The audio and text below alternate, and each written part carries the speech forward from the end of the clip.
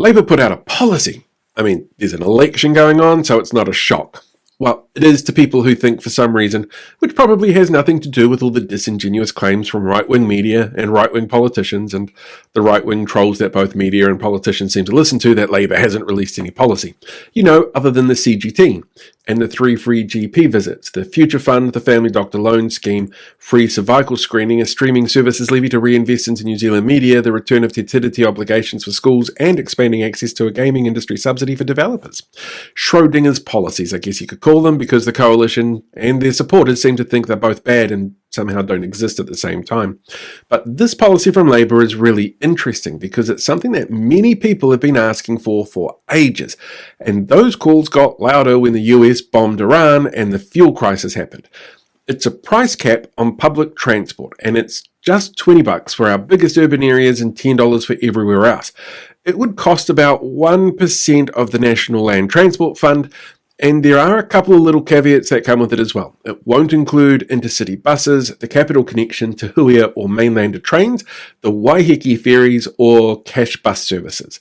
And of course, how much is saved for users will come down to how much you use public transport and where you use it. But what do the experts have to say about these particular policies? Well, Stats NZ puts transport at about 16% of the average household budget. Urban planners in Otago and Auckland universities show specifically that reduced fares directly alleviate financial stress, and experts like Dr. Timothy Welch frequently argue that this sort of subsidy is a really great policy lever because it changes how users approach transport while also lowering the cost of living issues at the same time.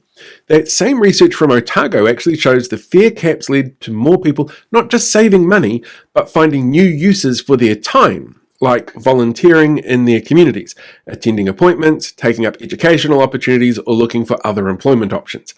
The Auckland Equity Framework research shows that those on low incomes in particular can find the costs of a vehicle, like petrol or registration or ongoing maintenance when you've finally paid off all the rest of your bills and you have a little bit of money in your account and suddenly something goes ping in your car and you need to get it fixed, as economically unviable but necessary.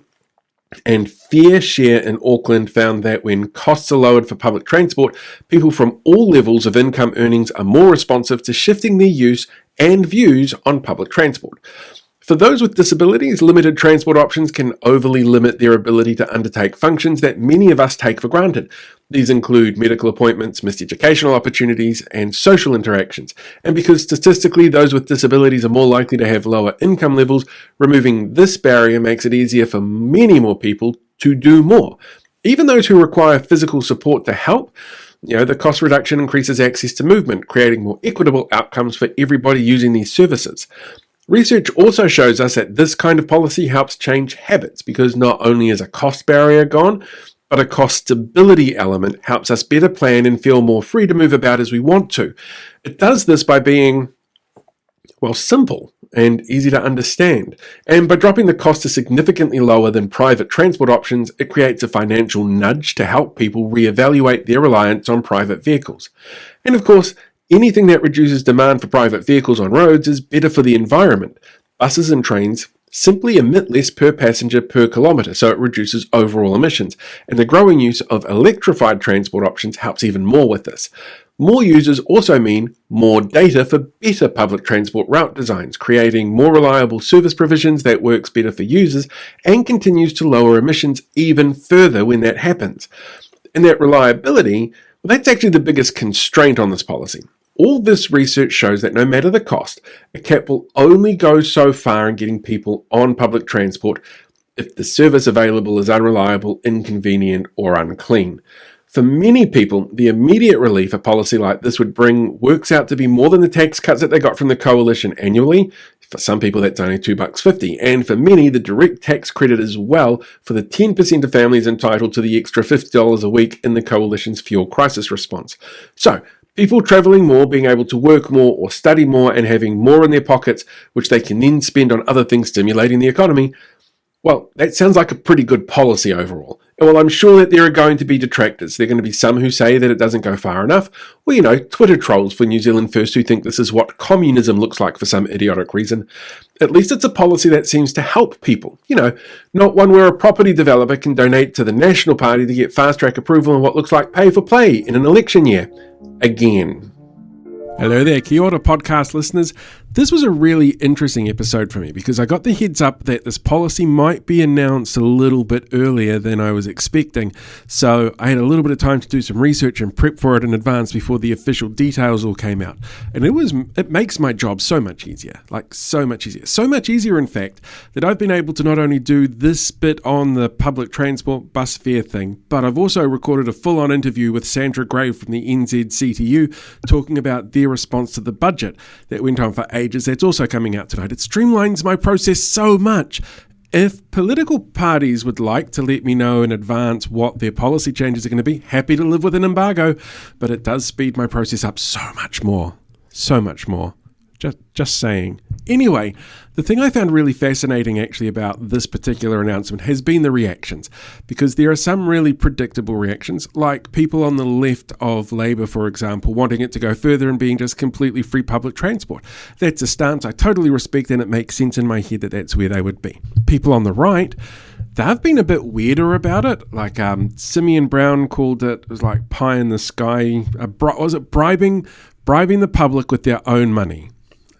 Yeah, it's my money. I want it spent on things that are going to be good for the public. I would much prefer that I was able to get a discount on a bus trip or a train trip if I needed it or wanted it, than my money going to tobacco companies or road cone hotlines or, anti-missile air defense structures. It feels like a much better use of my money and everybody else's taxpayer money. And the video hopefully shows why that is today, because there's so much research out there that says accessible, cheap, low-cost transport options, particularly public transport options, are so much better for everything all round. So that's what I'm hoping that is going to be the thing that people walk away from this one with. But I really do hope as well it silences the people like Labour haven't put out any policies. Because they have. Even News Talk, I actually picked this up while I was editing. News Talk ZB had released something on social media going, Labour puts out their first election policy. It's like, no, it's not. There's a whole bunch of other policies they've put out, but they've done policies beforehand that were basically standalone economically, like we're going to use CGT to pay for free doctor's visits, but it's still a policy, and then there's other ones about, moving things around a little bit so we increase the subsidy for gaming or for game developers. Still a policy, That kind of stuff being downplayed by the right is really pervasive in the way that messaging has come through. And I know people who have fallen for it, who've gone, well, I don't feel like they've released anything, even though they're on the same side and know that things have been released. It is a really strange phenomenon that shows you just how powerful things like media messaging can be, because they're the ones that have been pushing this narrative really strongly. If you're watching this on the video, I apologize. It seems to be laggy, like a little glitchy thing. The phone that I use isn't plugged in. Who knows? It's a whole thing. Anyway, I think it's probably a good idea for me to leave it at that. I've now got to go and edit the interview I've got with Sandra Gray from the NZCTU. We sat down and had a chat about the budget report that they released on Friday. The amount of work that has gone into taking something as dense as the budget and making it accessible and understandable. Honestly, it blows my mind. You can see the quality of the work that's in there. You can actually see the story that the money tells, which is something I struggle with. I'm not a numbers person. So the mahi that went into that, honestly, mind-blowing. So if you get a chance, go and check that out. And hopefully I can stop my computer from doing this weird glitchy thing with the recording. I don't know, maybe it's an alien invasion thing. If I sit here and start talking in clicks and weird sounds, maybe it's a tie-in to a Steven Spielberg movie.